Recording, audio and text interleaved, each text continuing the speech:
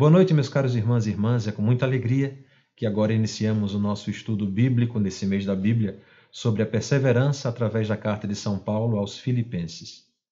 Inicialmente eu agradeço aos nossos irmãos CCCistas da Paróquia Nossa Senhora da Penha, em Batalha, e também todas as outras paróquias onde atua o movimento CCC, por essa oportunidade de pararmos um pouco para meditar esses mistérios que são tão importantes, significativos e necessários para a nossa caminhada.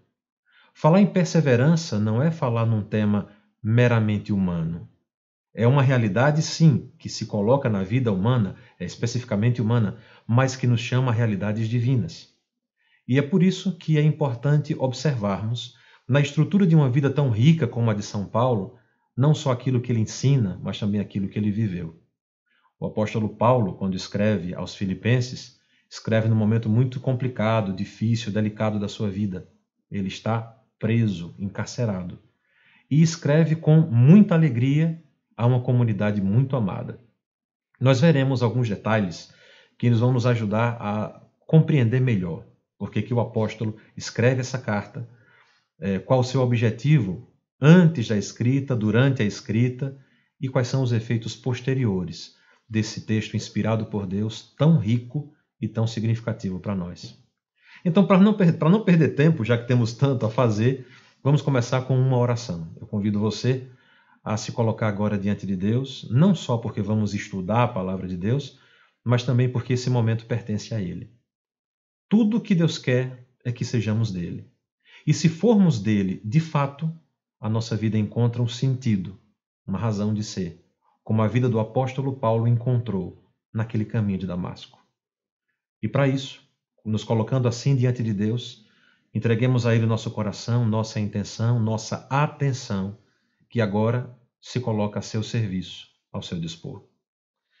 Em nome do Pai, do Filho e do Espírito Santo. Amém. Santo anjo do Senhor, meu zeloso guardador, se a ti me confiou a piedade divina, sempre me rege, me guarde, governe, ilumine. Amém. Nossa Senhora da Penha, rogai por nós. Em nome do Pai, do Filho e do Espírito Santo. Amém. Muito bem, meus irmãos, você pegue agora a sua Bíblia. Como eu disse, não vamos perder tempo, temos muito a fazer. Embora a carta de São Paulo aos Filipenses seja uma carta pequena, relativamente pequena, são somente 4 capítulos, ela é muito densa, tem muita informação, tem muita revelação, tem muito do coração do apóstolo apresentado aqui. E é por isso que, embora ela seja curta, ela tem muito a nos apresentar. Então, para não perder tempo, tome a sua Bíblia na carta de São Paulo aos Filipenses.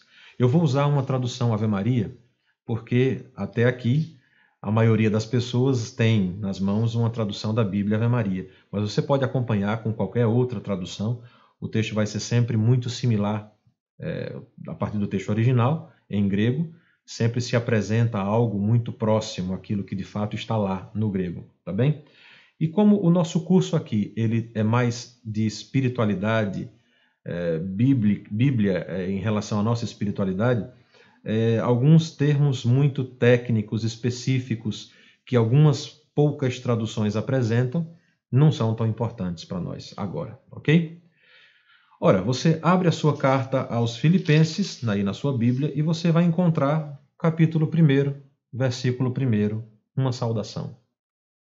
Paulo e Timóteo, servos de Jesus Cristo, a todos os santos em Jesus Cristo que se acham em Filipos, juntamente com os bispos e os diáconos, a vós graça e paz da parte de Deus nosso Pai e da parte do Senhor Jesus Cristo. Sempre que você pega uma carta de São Paulo, ele começa com uma saudação. Era comum naquela época se escrever com esse estilo, saudando aquele destinatário da carta. E aqui no caso são os Filipenses. E a carta começa com um nome, Paulo. Paulo e Timóteo. Mas aqui nos interessa Paulo, inicialmente.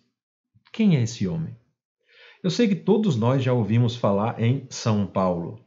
E todos nós conhecemos pelo menos alguma coisa da conversão de São Paulo. Mas veja bem, para a gente saber de fato quem é Paulo, é importante dar um pulo lá nos Atos dos Apóstolos, Bíblia é assim mesmo, viu, meus irmãos? Estudar um pouco de Bíblia sempre nos faz andar para frente e para trás, procurando aqui alguns textos, algumas passagens que são importantes e esclarecedoras. Então agora é exatamente isso que começa. A gente vai lá nos Atos dos Apóstolos, capítulo 9, é a conversão de São Paulo, mas eu creio, antes do capítulo 9, vamos andar um pouquinho aqui atrás, a partir do capítulo 7. É quando aparece essa figura, esse personagem, essa pessoa nos Atos dos Apóstolos. É apresentado, eu vou colocar aqui inicialmente na morte de Estevão. Final do capítulo 7, bem finalzinho do capítulo 7, veja aí no versículo 58 do capítulo 7 dos Atos dos Apóstolos, e você vai encontrar essa afirmação. Lançaram-no fora da cidade e começaram a apedrejá-lo. É Estevão, primeiro mártir. Está sendo agora, nesse momento aqui, na sequência descritiva dos Atos dos Apóstolos, iniciaram sua execução, o seu martírio. Levaram-no para fora da cidade e começaram a apedrejar. As testemunhas puseram os seus mantos aos pés de um moço chamado Saulo. Os mantos aos pés de um moço chamado Saulo. Em hebraico, Saul, como o rei Saul. Aqui nós temos alguém de formação judaica, no caso, de fé judaica, iniciando uma carreira como rabi, como rabino, junto aos fariseus. Alguém de influência, ou seja, promissor, alguém naquele momento muito promissor, que tem um reconhecimento de algumas autoridades, que é conhecido por muita gente, alguém, nós diríamos assim, alguém de futuro. É esse jovem aqui. Nós estamos assim bem no início da pregação apostólica. E ali o jovem Saulo, muito promissor, como já disse, parece que ainda não tem idade legal para ser testemunha ou para executar alguém. Mas estava lá e colocaram as capas, seus mantos, aos pés dele, para que ele cuidasse ali. E repare que coisa. E apedrejaram Estevão, que orava e dizia: Senhor Jesus, recebe o meu espírito. Posto de joelhos, exclamou em alta voz: Senhor, não lhes leve em conta este pecado. A estas palavras, expirou. Estevão morre a exemplo de Jesus.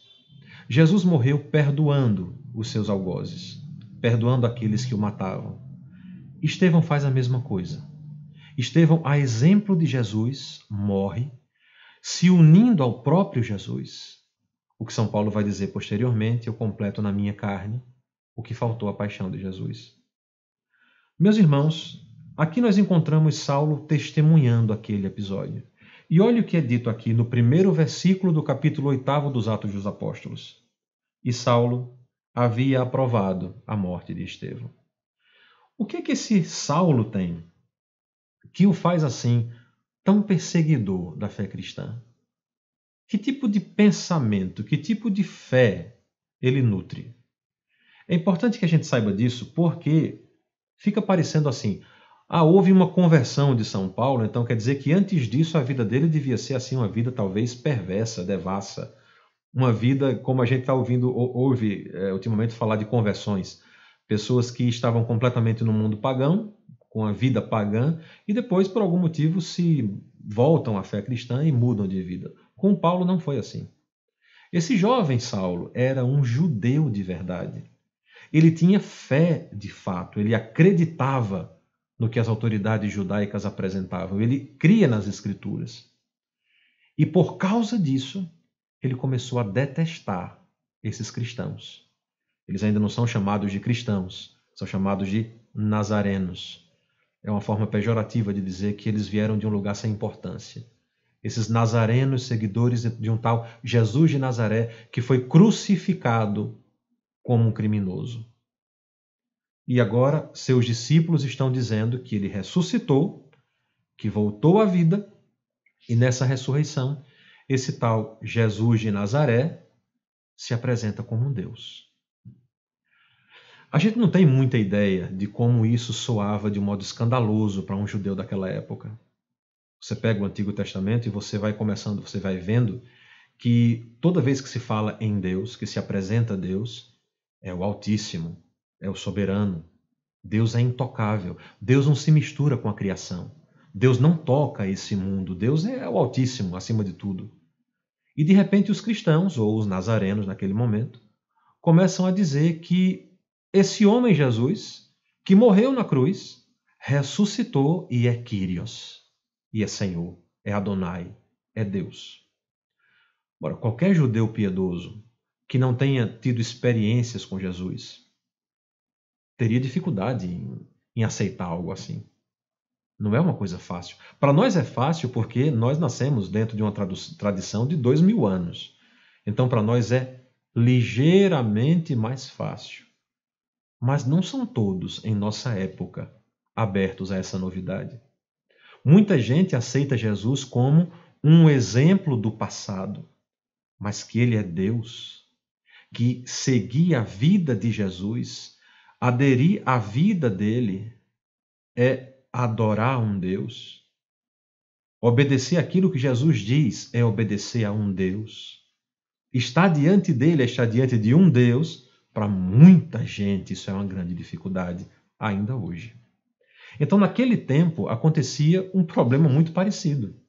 Só que agora nós temos, assim, uma religião que espera um Messias, e na esperança desse Messias, ninguém nunca disse que esse Messias seria Deus. Agora vem um tal de Jesus, se apresenta como Messias, as autoridades de Israel, que tinham a obrigação, a missão de reconhecer e apontar a chegada desse Messias, o levam às autoridades romanas, que o assassinam, e depois alguém vem dizer: esse Jesus que vocês mataram é Messias e Deus que se fez homem. Dá para ver o tamanho do escândalo? Ou seja, eles mataram o Messias. E o Messias que eles mataram é Deus. E aí São Paulo, ou melhor, Saulo esbarra num problema. Se esse tal Jesus é Deus que se fez homem, aqui já tem um problema sério para ele. Como é que morreu na cruz? Como é que Deus pode morrer na cruz? Como é que Deus pode morrer? Deus não pode morrer, ele é soberano, ele é Senhor. Deus não pode se submeter a uma fraqueza como essa. Deus não pode se fazer homem. Deus não pode viver como um homem. Deus não pode sofrer, ser julgado e condenado como um homem criminoso. Deus não pode morrer na cruz. Deus não pode nem morrer. Percebe o tamanho do problema que o jovem Saulo, piedoso, judeu, tem que enfrentar? Repare, se você não tem sensibilidade para perceber que isso é um problema seríssimo para ele, é porque talvez você ainda não tenha caído na real, vou usar essa expressão, sobre a nossa própria fé. Nós cremos que Jesus de Nazaré é Deus que se fez homem. Deus Todo-Poderoso, o Criador de todas as coisas, ele se despojou de sua divindade e desceu a esse mundo. Ele entrou nessa existência, o eterno entrou no tempo, o infinito entrou no espaço e caminhou conosco, viveu a nossa vida. E isso é importantíssimo. Na verdade, é um escândalo. Como pode o Todo-Poderoso viver assim, fazer assim? E, no entanto, nós cremos que ele fez.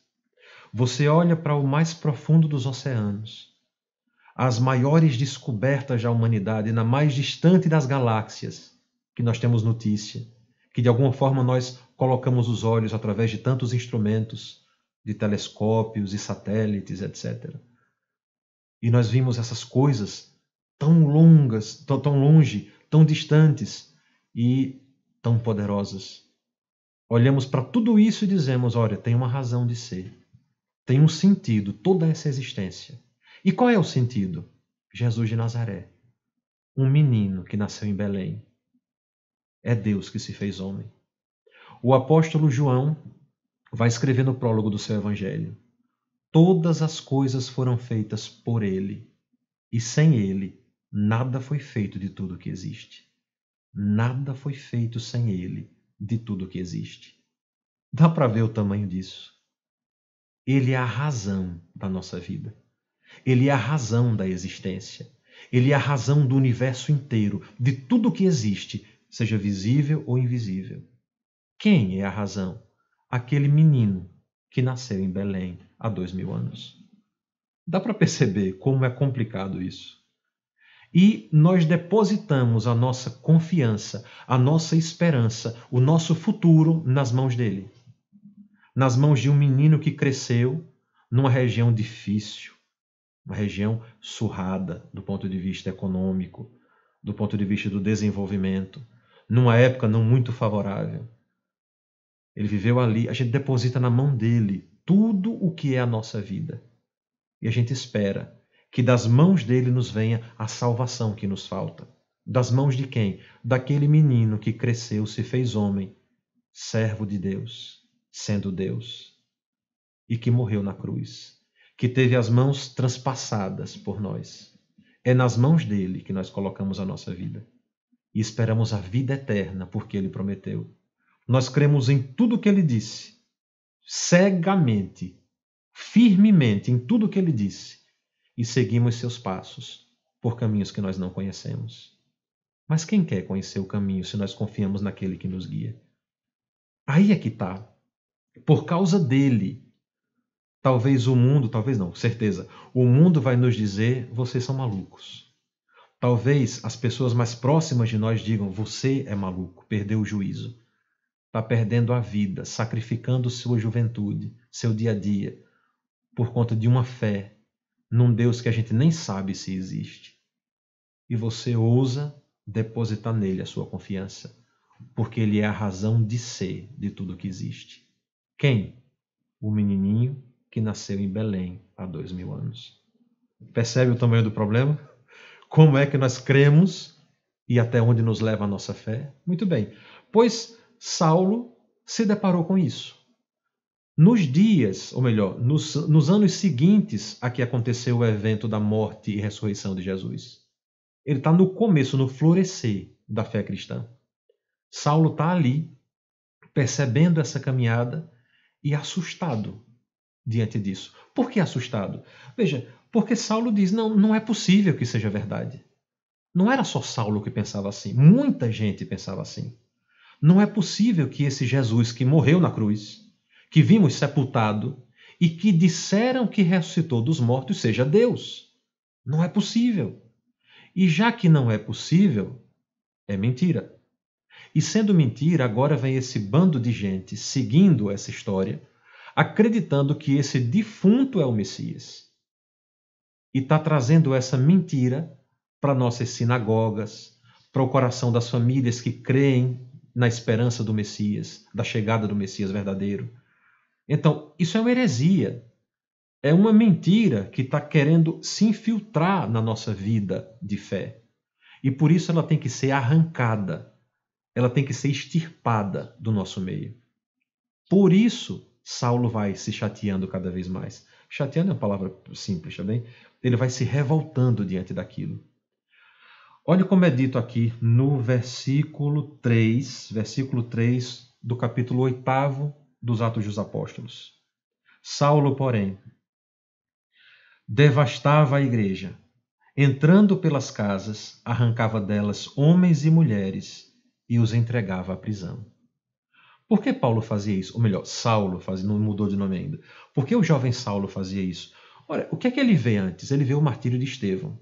E Estevão diz, Senhor Jesus, recebe o meu espírito. Veja, é claro que para Estevão, Jesus é Deus. Só Deus pode receber o espírito de alguém, a vida de alguém. E ele coloca nas mãos desse Jesus a sua esperança. Recebe o meu espírito. Agora eu vou morrer, Senhor. Em teu nome, por tua causa. Recebe o meu espírito.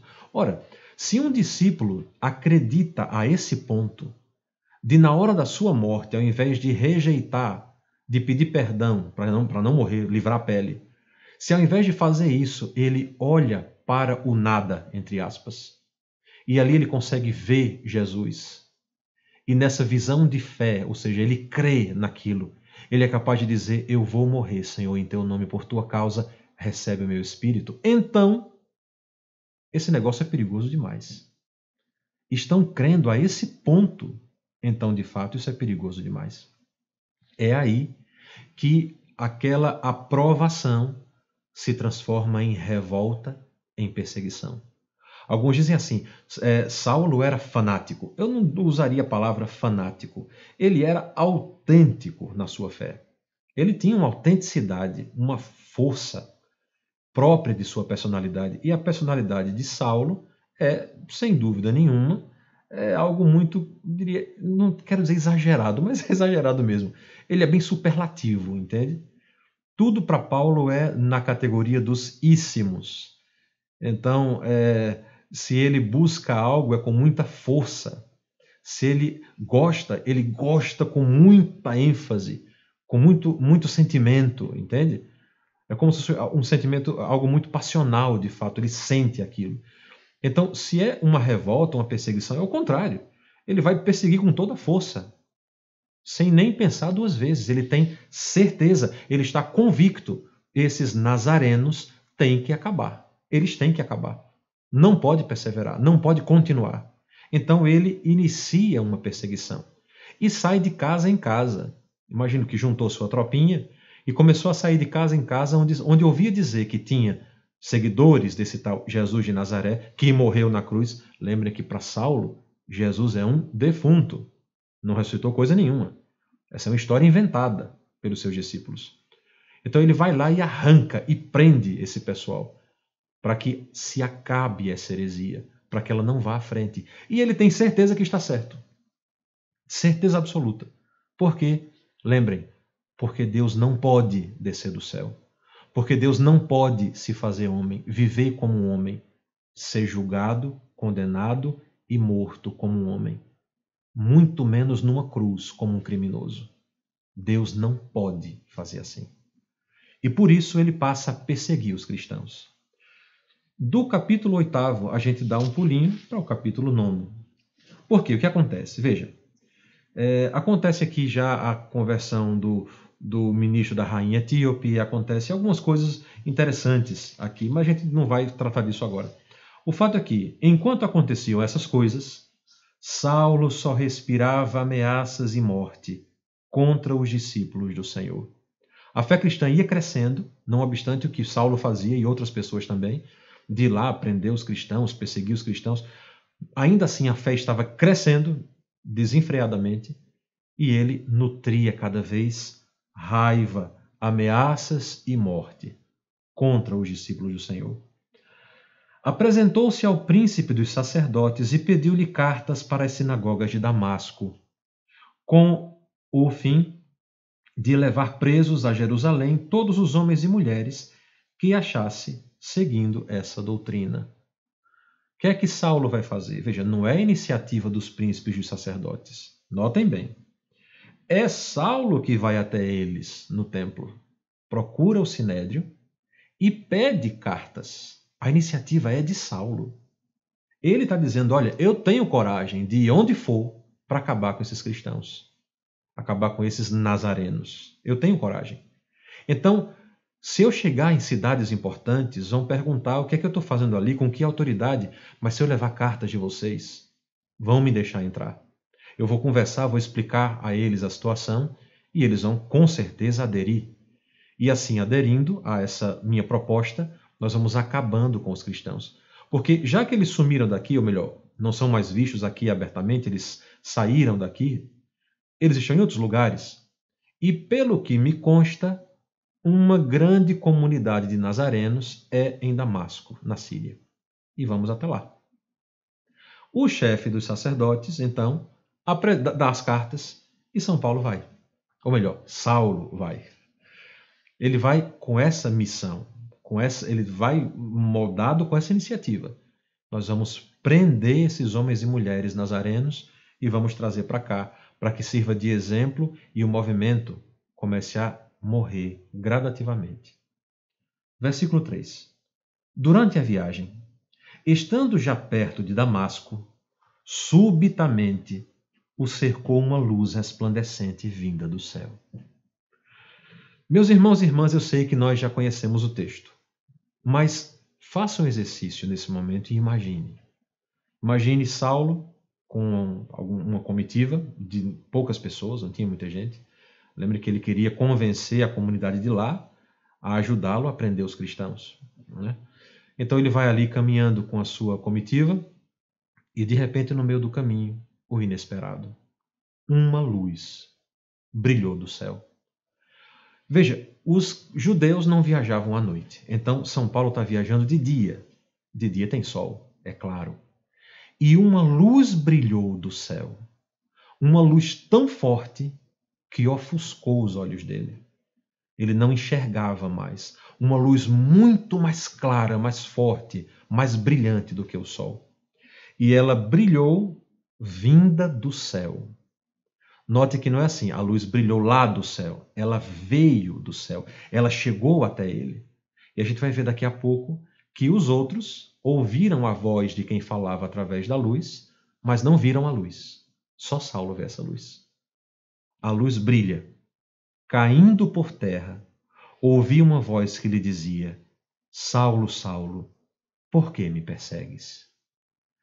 A luz brilha, ele cai por terra e ouve a voz que diz: por que me persegues? Saulo disse: quem és, Senhor? Veja, diante do que ele está experimentando, só pode ser Deus. Algo de Deus, alguém de Deus, da parte de Deus. Então ele pergunta: quem és, Senhor? Por que falas comigo agora? Respondeu ele: eu sou Jesus, a quem tu persegues. Eu sou Jesus, a quem tu persegues. Que encontro, meus irmãos! Saulo sai de Jerusalém até Damasco para prender os cristãos, os nazarenos, que são aqueles que ficaram dessa fé que esse tal Jesus de Nazaré é o Messias, que é Deus que se fez homem. Viveu por nós e conosco e morreu por nós, ressuscitando ao terceiro dia. Para ele, essa mentira agora é iluminada por uma luz de verdade. Eu sou Jesus a quem tu persegues. O defunto falando com Saulo, falando de uma luz que veio do céu. Então, espera aí. O que é que está acontecendo? Eu imagino o interior, imagino nada, a gente nem consegue imaginar uma situação dessa. Mas assim, dá para tentar ter uma ideia do que se passava no interior dele. A mistura de sentimentos que acontecia ali. Medo, maravilhamento, tudo junto ali naquele momento. O que é que está acontecendo? Quem é esse? Eu sou Jesus a quem tu persegues, mas Jesus morreu. Ele não ressuscitou dos mortos. Ele não é quem os discípulos acreditam que ele seja. No entanto, agora fala comigo através de uma luz que veio do céu. Imagine a confusão no interior dele. Então, como pode Deus agir assim? Será que era verdade tudo o que disseram? É verdade o que disseram? Será que de fato esse Jesus é Deus que se fez homem? E se for, o que eu vou fazer? Todas as certezas de Saulo caíram por terra naquele momento. Todas as certezas que ele tinha foram ao chão naquela hora. Imagine agora aquele homem tão corajoso, de tanta iniciativa, que está indo prender os cristãos em honra do Deus Todo-Poderoso, o Altíssimo, Senhor do céu e da terra. Agora não sabe mais de nada. Só enxerga uma luz que o alcançou, que o atingiu no caminho de Damasco. E aquele que ia perseguir os cristãos se viu alcançado pelo próprio Jesus. É impressionante. É de ficarmos maravilhados olhando para isso. Não só imaginando, mas vendo esses detalhes tão simples da narrativa, nos fazendo quase que transportados naquele momento, naquele caminho, naquela estrada desértica em direção a Damasco.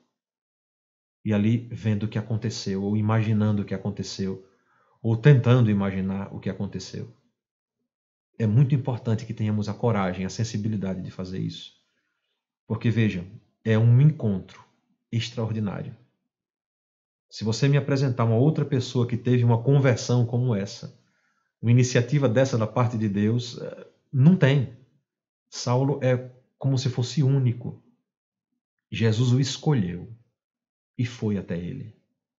Jesus tinha olhado para ele desde o começo e o permitiu ser tão revoltado contra a fé cristã.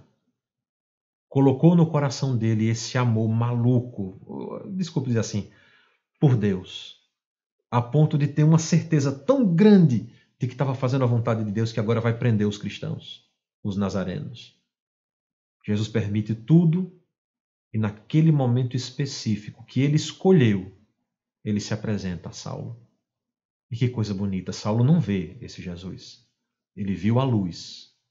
Luz muito forte que o fez fechar os olhos e ouviu a voz.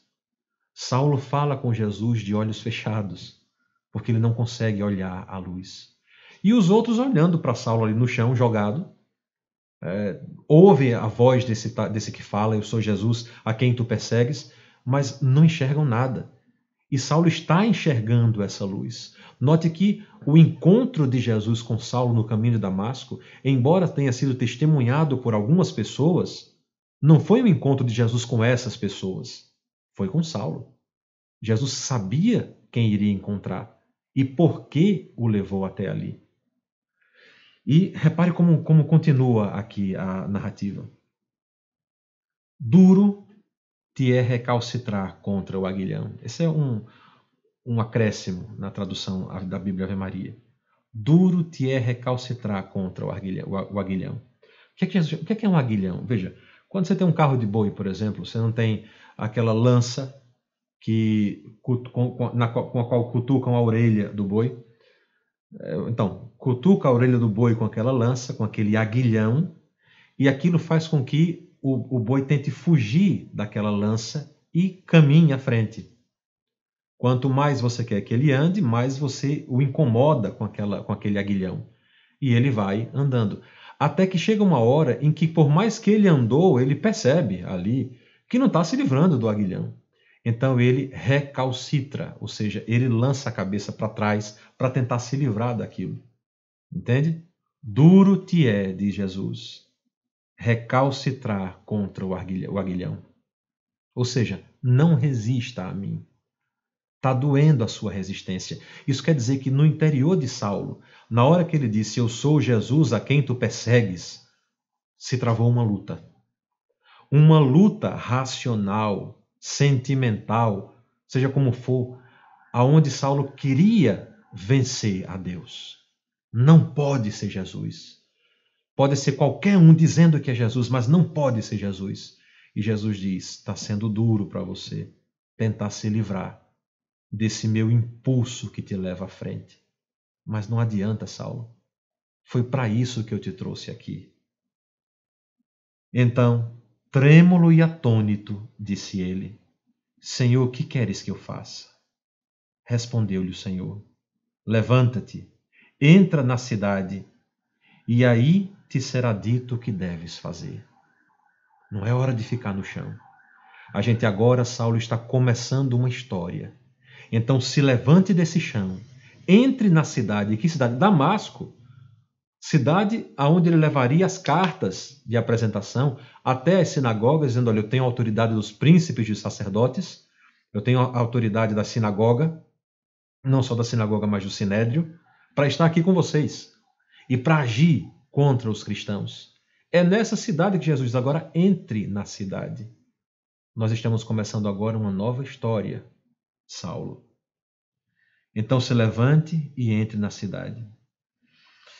Vejam bem, quando aqui nos deparamos com essa verdade, nós começamos a entender algumas coisas. Saulo aqui está diante de Jesus, o Todo-Poderoso, o Eterno, aquele que sendo todo-poderoso e eterno, por causa de ser todo-poderoso, sendo todo-poderoso, entrou nesse mundo feito homem. Repare que aqui está diante de Saulo um mistério maior do que ele pode compreender. E aqui, meus irmãos, nos é dito uma coisa muito importante. Deus é maior do que aquilo que podemos compreender. Muita gente tropeça nesse ponto. Tropeça nessa tentativa de querer fazer de Deus menor do que a sua razão. Ou seja, eu quero entender Deus. Eu quero entender as lógicas de Deus, os caminhos de Deus, os pensamentos de Deus, os sentimentos, entre aspas, de Deus. Eu quero entender tudo isso.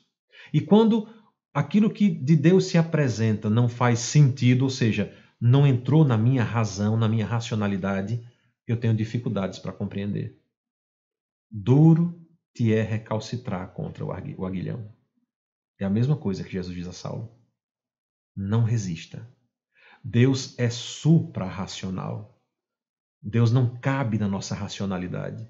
Nós precisamos ser humildes a ponto de saber e aceitar que Deus é maior do que a nossa racionalidade. Então, diante do mistério de Deus, nós somos chamados, inicialmente, primeira coisa, a curvar a cabeça e saber: eu não sou capaz, eu não conseguirei. Por isso, Senhor, dá-me a graça. É a tua graça que eu preciso, porque é a tua face que eu procuro. Meus irmãos, foi isso que Saulo encontrou aqui. Saulo queria fazer algo positivo, algo bom. Não é que ele saiu com má intenção. Mas ele ia prender os cristãos, isso é má intenção. Não, mas para ele não é uma má intenção. Ele tinha certeza que estava fazendo a coisa certa. Aqui ele não estava agindo para ver o que ia acontecer. Ele tinha certeza que isso era a coisa certa. Mas aí se encontrou com Jesus e descobriu, naquele encontro com Jesus, descobriu que o que ele pensava ser certo não é certo. E isso faz com que tudo mude de direção, fique de cabeça para baixo. Nós já passamos por isso algumas vezes, é claro. Não numa situação como essa de Saulo, que é extraordinária. Mas quantas vezes nós tínhamos certeza que estávamos certos? E com boas intenções agimos em função dessa certeza. E estávamos errados. Depois descobrimos por algum motivo que estaríamos certos se a primeira premissa fosse verdadeira. Mas estávamos agindo de um modo logicamente certo por um motivo errado. E é aí que nós tropeçamos e caímos. E precisamos ter a coragem de voltar atrás. De pensar, espera, eu tenho que colocar de volta a minha cabeça no lugar, eu tenho que me reconectar com a realidade da qual eu me desliguei, porque me iludi achando que era certo o que é errado, que era correto aquilo que era um erro. E foi isso que aconteceu com Saulo. Jesus, meus irmãos, vai encaminhar Saulo na vida dele. E a primeira coisa desse novo encaminhamento é que Saulo deixe para trás esse Saulo e assuma uma nova mentalidade, um novo estilo de vida.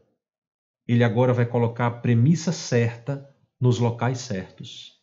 E vai agir segundo uma lógica que, atenção, não é mais a dele, mas é a de Jesus. O que o Senhor quer que eu faça? Não é mais aquilo que eu penso que é certo fazer. Atenção, se você quiser seguir a Deus, esteja muito atento a isso. Porque muitas vezes nós queremos apresentar a Deus a fórmula para mudar de vida. E não é assim que nós caminhamos com Deus. Deus não precisa dos nossos conselhos. Deus não quer que fiquemos dizendo a Deus na oração o que deve ser feito. Esqueça aquele tipo de oração na qual a gente se apresenta a Deus dizendo: olha, Senhor, seria bom que o Senhor me ajudasse.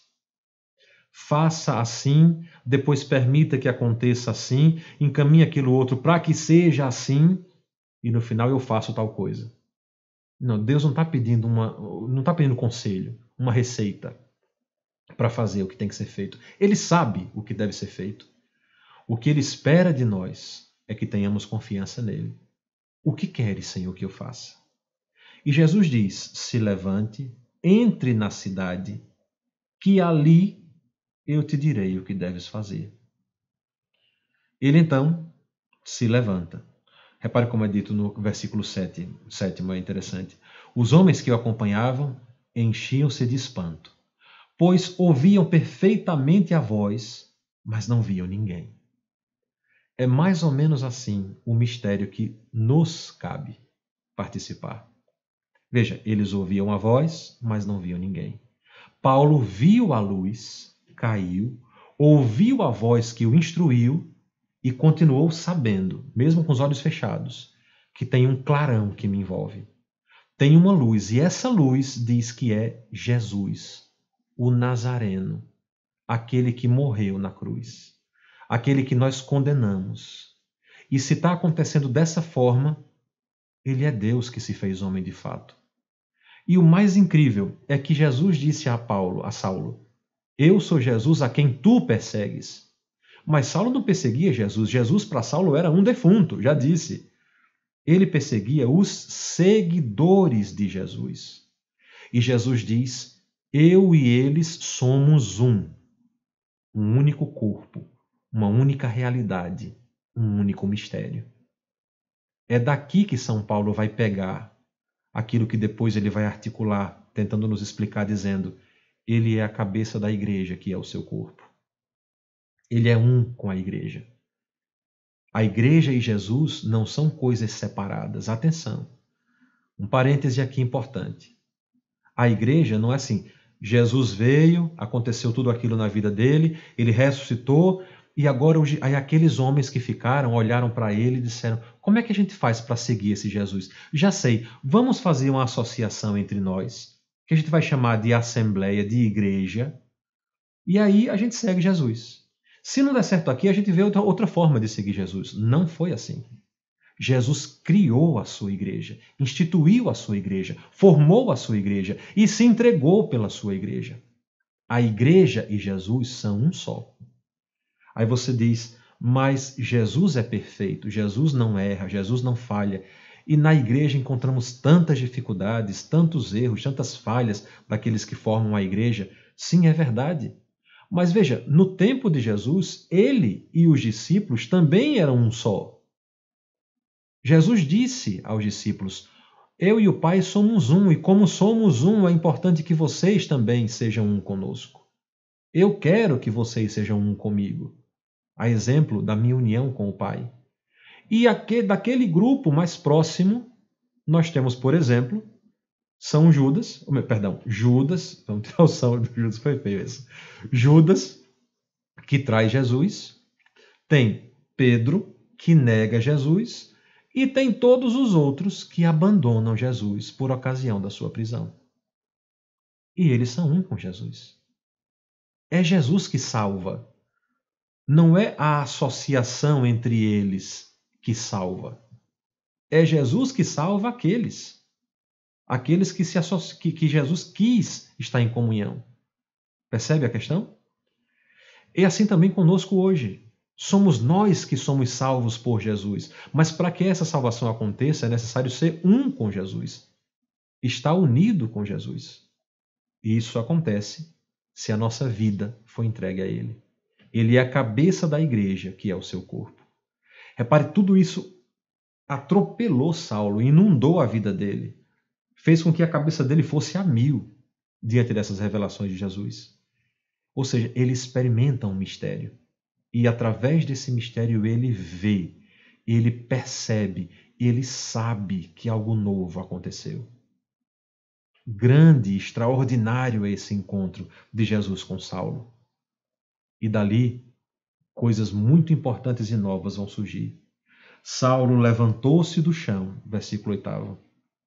Abrindo, porém, os olhos, não via nada. Como cego. Não conseguia mais perceber as coisas, ver as coisas. Aquela luz foi tão forte que o cegou, mas é claro que isso representa algo muito mais profundo, existencial na vida dele. É como quem se levanta dizendo, pronto, não sei mais de nada. Eu que sou tão bem informado, que compreendo tão bem as coisas, seja como for, ele se levanta sem saber de nada. Porque se encontrou com uma verdade maior do que tudo o que ele conheceu na vida. Porque Deus é supra-racional. É maior do que a nossa racionalidade, do que a nossa inteligência, do que o nosso conhecimento, infinitamente maior. E Saulo se depara exatamente com isso. Não via nada. Tomaram-no pela mão e o introduziram em Damasco. Aquele que liderava o grupo, que foi pedir a carta aos sacerdotes para ter autoridade chegando em Damasco, e se bem que esse procedimento é ilícito, os príncipes e os sacerdotes não tinham autoridade em Damasco. Damasco tinha seus rabinos. É uma outra realidade. Mas ainda assim mexeram os pauzinhos para que ficasse dessa forma, de um modo mais aceitável. Mas é ilícito. Então aquele que liderava o grupo agora é tomado pela mão e introduzido em Damasco. Agora levam ele a Damasco. Perdeu a visão, perdeu a autonomia. Não sabe mais de nada. Imagine a confusão interior daquele homem, porque foi atropelado por Jesus naquela luz que veio do céu, no caminho de Damasco. Em Damasco, esteve 3 dias sem ver, sem comer, nem beber. Imagine como ele estava, ali como que em coma, suspenso, inerte, sem compreender bem o que tinha acontecido. E tudo aquilo remoendo no interior dele. Que mistério é esse? Que experiência maravilhosa foi essa, e ao mesmo tempo assustadora, que mudou a minha vida, que atrapalhou os meus planos, simplesmente porque esse tal de Jesus, que não está morto coisa nenhuma, falou comigo de um modo tão poderoso. Só Deus é assim. Só Deus é capaz de algo tão grande e tão importante. Saulo entra em Damasco dessa forma. Interessante que em Damasco tem um discípulo de Jesus chamado Ananias, que tem uma visão, entre aspas, de Jesus, que lhe diz, olha, vai ali que você vai encontrar um rapaz que veio de Tarso, chamado Saulo, ele já era conhecido, perseguia os cristãos, os nazarenos também em Jerusalém. Então já era conhecido o nome dele, ele era o terror, ninguém queria saber dele. E Jesus diz, vá lá, porque você vai encontrar esse homem. E Ananias responde a Jesus, tentando instruir Jesus. Senhor, esse homem é terrível. Olha o que ele fez com seus discípulos, o que ele faz conosco, o que ele veio aqui fazer conosco. Nós sabemos quem ele é. Imagine o medo de Ananias de dizer o seguinte, e se for uma armadilha? Né? Se Jesus estiver até sendo... Saulo é tão terrível, pode até estar enganando Jesus. E aí ele chega lá, a gente chega lá e ele vai fingir que está se convertendo e tal, e daqui a pouco leva todo mundo preso? Vai descobrir quem é quem aqui? Já estava um clima assim de defesa em relação a essa chegada de Saulo, né? E agora Jesus diz a Ananias, não, vá até lá. Olhe que coisa bonita o Senhor diz, versículo 15, capítulo 9 dos Atos dos Apóstolos. Vai, porque este homem é para mim, é Jesus falando, porque este homem é para mim um instrumento escolhido, que levará o meu nome diante das nações, dos reis e dos filhos de Israel. Eu lhe mostrarei tudo o que terá de padecer pelo meu nome. Ele sofrerá por mim. Eu vou mostrar para ele o que ele vai passar por mim, por minha causa. Ele que perseguia, agora vai ser perseguido. Ele que oprimia, agora vai ser oprimido. Ele que odiava, vai aprender a amar. Jesus fará isso. Então vá sem medo. E Ananias foi. E foi, chegou lá e disse, olha, eu sou Ananias, o Senhor me mandou aqui, e impôs as mãos, e nessa imposição das mãos, Saulo fica cheio do Espírito Santo, e ele cai dos olhos como que escamas, e ele passa a enxergar. Agora é uma vida nova. Ele enxerga diferente, ele experimentou a vida de um modo diferente.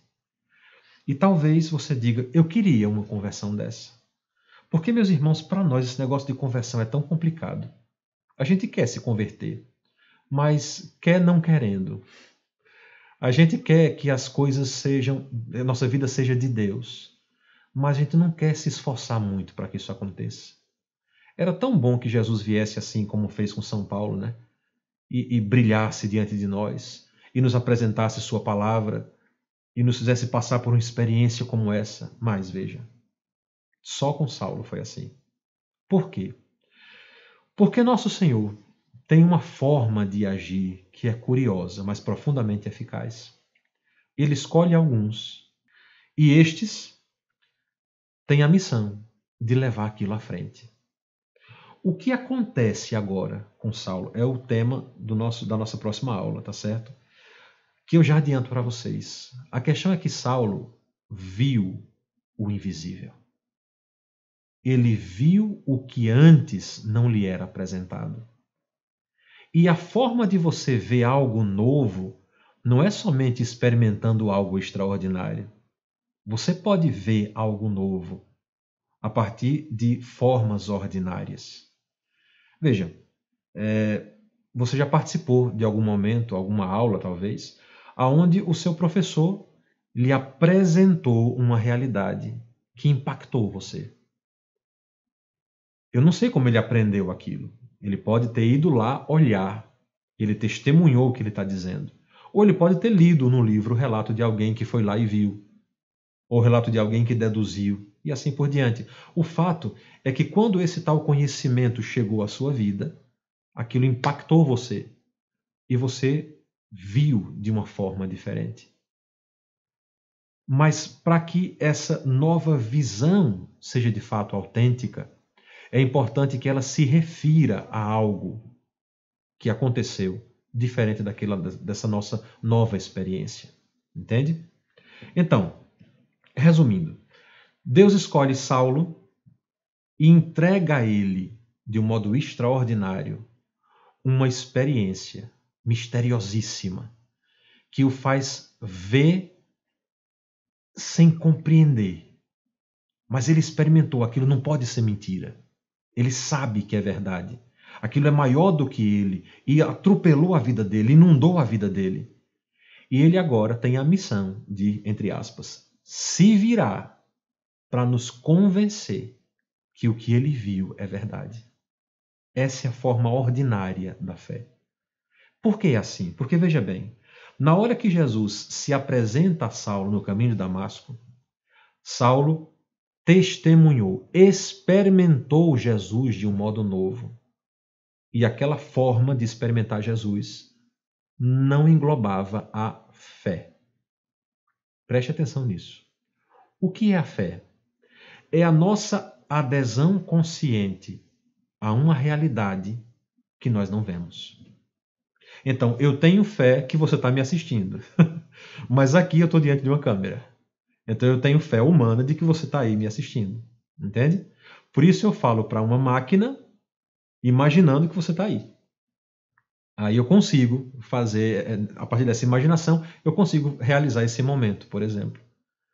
Mas, se eu estivesse ao vivo diante de vocês, eu não precisaria acreditar que vocês estão aí assistindo. Percebe? Então, se eu tenho a experiência diante de mim, a fé não é necessária. Mas se eu tenho uma experiência, ou melhor, se eu me refiro a algo longe de mim, eu preciso ter de alguma forma um tipo de fé. E ali, quando Jesus se apresenta a Saulo, não é necessário que Saulo creia. Saulo está vendo, ou melhor, está experimentando. Ele está sendo atropelado, repito, impactado por aquilo. Não é necessário que ele creia. Porque se ele tivesse a alternativa, a possibilidade de ali não crer, então ele era maluco, perdeu o juízo. Porque eu estou vendo, eu estou experimentando, isso é real, os outros estão ouvindo o que eu estou ouvindo, porque é para ficar claro ali que não se tratava de uma alucinação, então eles ouviram a voz, e por isso ele não precisa crer naquilo, ele sabe, ele experimentou aquilo. Mas o caminho ordinário para chegarmos a Deus é a fé. A fé é muito mais eloquente, é muito mais profunda, é muito mais abrangente do que uma realidade empiricamente vivida, experimentada. Através da fé, nós temos possibilidades infinitas. Mas se a coisa é o que é e ponto final, a gente então fica no labirinto da ciência, aonde eu posso compreender uma coisa, por exemplo, um objeto, uma caneta. Eu posso compreender, uma vez que eu estou vendo que é uma caneta, não tem mais possibilidade de nada em relação a isso. Mas a fé nos abre um horizonte praticamente infinito. Então, o Senhor quer que nós sejamos seguidores, servos, discípulos, porque cremos. Essa é a forma ordinária. O idioma próprio de estarmos com Deus é a fé. É estarmos com Ele de fato, porque cremos. Eu creio. Repare, antes de Saulo testemunhar tudo aquilo, experimentar tudo aquilo, outros acreditaram. Acreditaram de verdade. Alguns poucos viram Jesus ressuscitado. Alguns poucos. E o que eles disseram, nós vimos o Senhor, tantos outros acreditaram. E é assim que se propaga a fé. Jesus não tem que ficar aparecendo ressuscitado para todo mundo. Ele apareceu para alguns.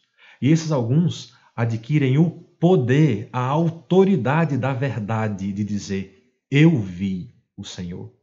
Ele está vivo de fato. E isso desperta, isso é capaz de plantar a semente da fé no coração de todos os outros. Então, o Senhor escolhe poucos, alguns, e esses alguns nos apresentam a fé de um modo ordinário. E isso é belíssimo na caminhada da fé, porque isso exige de nós um salto de confiança, um salto no escuro. Mas o Senhor havia dito: se você pular, eu seguro você. Então, é nesse mistério que a gente se lança, que a gente se coloca assim diante de Deus. Esse Saulo, que odiava os nazarenos, agora se torna um deles. É aqui, depois de uma catequese, depois de alguns dias com Ananias e os discípulos em Damasco, que Saulo vai pedir o batismo e vai ser batizado. Aquele que chega, que sai de Jerusalém e é atropelado por Jesus no caminho de Damasco, entra em Damasco e se transforma totalmente. Repare como ele é, de fato, superlativo. Entrou odiando Jesus e os seus discípulos e agora se torna um deles. E passa a amar Jesus e os discípulos com toda a sua vida, com toda a sua existência. Todas as cartas de Saulo, todas as cartas, todas as viagens, todas as pregações, tudo o que ele fez em todas as suas andanças, foi para tentar apresentar para os outros aquilo que ele experimentou dentro dele. Aquilo que Jesus realizou na vida dele. A história que Cristo fez, aquele momento marcante da sua caminhada. É tanto que Saulo ele não vai falar nunca sobre, nenhuma de suas cartas, ele vai falar sobre este momento no caminho de Damasco. Ele não tem palavras sobre isso. Ele cita a ocasião poucas vezes, se não me engano, 2 ou 3 vezes. Ele vai citar essa ocasião. Em Gálatas cita uma vez, e assim vai. Ele cita essa ocasião, mas ele não fala sobre isso. Por que não fala exatamente sobre isso? Porque o que ele experimentou ali, naquele momento no caminho de Damasco, já está descrito em todas as suas cartas e pregações. Foi isso que ele viu em Jesus. É assim que ele aprendeu a ver e ele crê em Jesus. Então, quando ele faz comparações bonitas, profundas, por exemplo, dizendo que a união de Cristo com a sua igreja é como uma união matrimonial, e a união matrimonial, de fato, é a imagem da união de Cristo e da igreja, isso ele sabe, ele experimentou naquele caminho de Damasco. Aquela luz de Cristo inundou a vida dele e iluminou todos os cantos, todas as alternativas que ele tinha para escolher. Foi tudo iluminado ali. E naquela luz a revelação de Deus se fez presente. E agora ele vai simplesmente ouvindo, aprendendo e dizendo: já sei. Foi aquele ponto que Cristo iluminou no caminho de Damasco. Eu entendi nesse processo de formação de Saulo, que ele vai perceber que aquilo que os discípulos de Cristo, os apóstolos e os outros, creem e ensinam é verdade. Por quê? Porque eu vi aquela luz. Porque eu fui inundado por aquela experiência. Porque eu sei que aquele que me apareceu é o mesmo Deus que decidiu descer do céu e se despojou de sua divindade. Que veio até nós na simplicidade de uma criança. Que quis ser ninado, acariciado, alimentado, cuidado, como um bebê recém-nascido. Que cresceu, aprendendo a falar, a andar, a se relacionar com os outros. Que se encantou com as histórias de fé no meio do seu povo. Que sofreu as dificuldades do seu povo. Que aprendeu a amar aquela gente com todo o seu coração e acima de tudo. Repare que coisa bonita. Aquele que estava aos 12 anos no templo com os príncipes dos sacerdotes, falando sobre os mistérios de Deus, ensinando e ouvindo. Aquele que viveu oculto no seu trabalho durante aqueles anos em Nazaré. Aquele que aprendeu uma profissão, que viveu dessa profissão. Aquele que iniciou uma vida pública falando sobre o reino dos céus. Tudo o que ele disse, cada coisa, cada palavra, tudo que ele experimentou e fez experimentar, tudo isso era divino. E ele sabia para onde caminhava. Era necessário que um ser humano, obedecesse a Deus em tudo desde o começo. Por isso ele desceu do céu e se fez servo, o servo do Senhor, o servo entregue a Deus. Repare que coisa bonita. Aquele que veio santificar o seu povo, aquele que veio fortalecer o seu povo, aquele que veio salvar o seu povo, aquele que, estando com o seu povo, ensinou, exortou, encaminhou, curou, transformou tantas pessoas. Aquele que apontou o caminho e seguiu à frente. Aquele que foi perseguido, aquele que foi caluniado, aquele que foi preso, julgado, executado e que se entregou nas mãos do Pai. Em tuas mãos eu entrego o meu espírito. E caiu na morte. Aquele Saulo sabe, ou melhor, Paulo sabe, que é Deus que se fez homem. E por isso, ao terceiro dia, venceu todas as coisas, inclusive o pecado e a morte, e ressurgiu. Voltou, repare, não é voltou à vida neste mundo, mas entrou na vida eterna, de corpo e alma, glorioso, eterno. Aquele que entregou seu Espírito ao Pai, na sexta-feira da paixão, recebe do Pai o Espírito Santo com toda a sua plenitude, naquela escuridão da madrugada do domingo. E a partir dali ele ressurge para uma vida nova. E com ele, todos aqueles que se fazem um em comunhão. Essa é a salvação. Assim acontece a salvação. E Saulo é o arauto desse mistério, chamado por Cristo de um modo novo a dizer aquilo que sempre foi dito, desde o próprio Jesus, predito pelos profetas, pelos sábios, pelos patriarcas, esperado por todo Israel, agora foi entregue a Saulo de modo extraordinário, para que ele seja o arauto, para que ele seja a voz desse Jesus no meio do mundo. Eu vi tua luz, eu ouvi tua voz.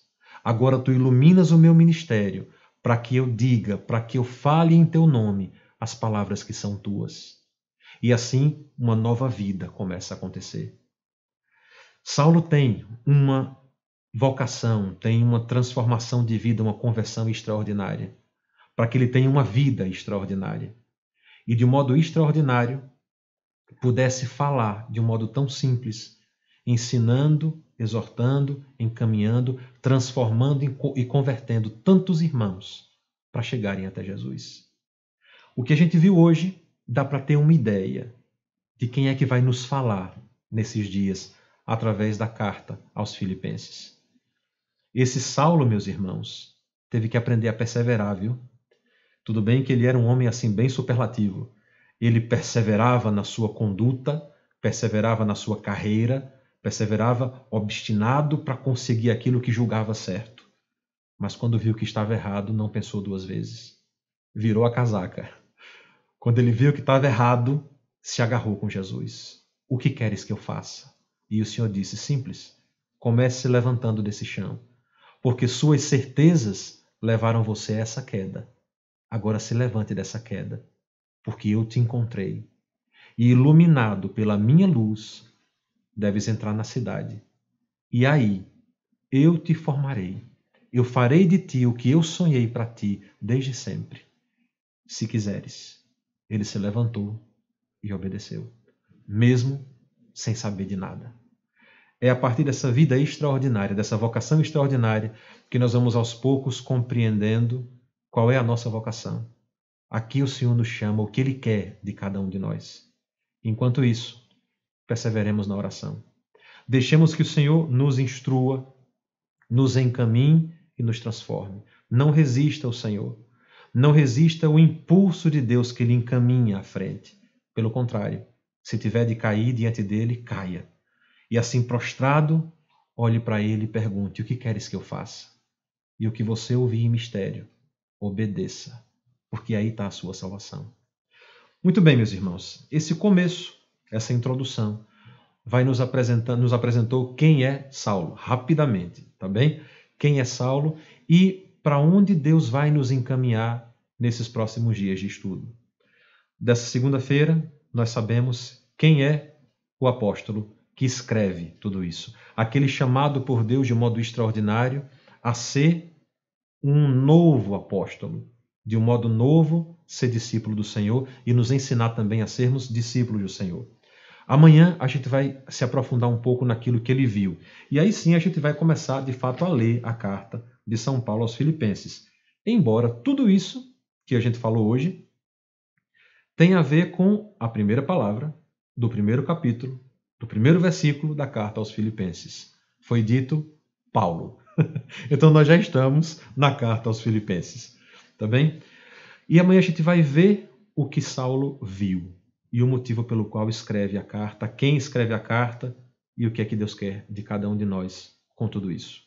Tenha em mente, lembre que nos mistérios de Deus as coisas só se encaixam no final, tá bem? Pode parecer que esse curso está descoordenado do tema. Era para falar de perseverança, até agora o padre não falou de perseverança, em termos. Mas ao final as coisas se encaixam, tá bem? Amanhã se prepare que a gente vai ver o invisível que Saulo viu e o transformou daquele perseguidor no Paulo, que amou tanto a ponto de dar a vida por Jesus. Lembre de rezar, agradecer a Deus por nos apresentar os seus mistérios e confie no Senhor. Ave Maria, cheia de graça, o Senhor é convosco. Bendita sois vós entre as mulheres e bendito é o fruto do vosso ventre, Jesus. Santa Maria, Mãe de Deus, rogai por nós, pecadores, agora e na hora de nossa morte. Amém. O Senhor esteja convosco. Abençoe-vos Deus Todo-Poderoso, Pai e Filho e Espírito Santo. Amém. Nossa Senhora da Penha, rogai por nós. Até amanhã, se Deus quiser.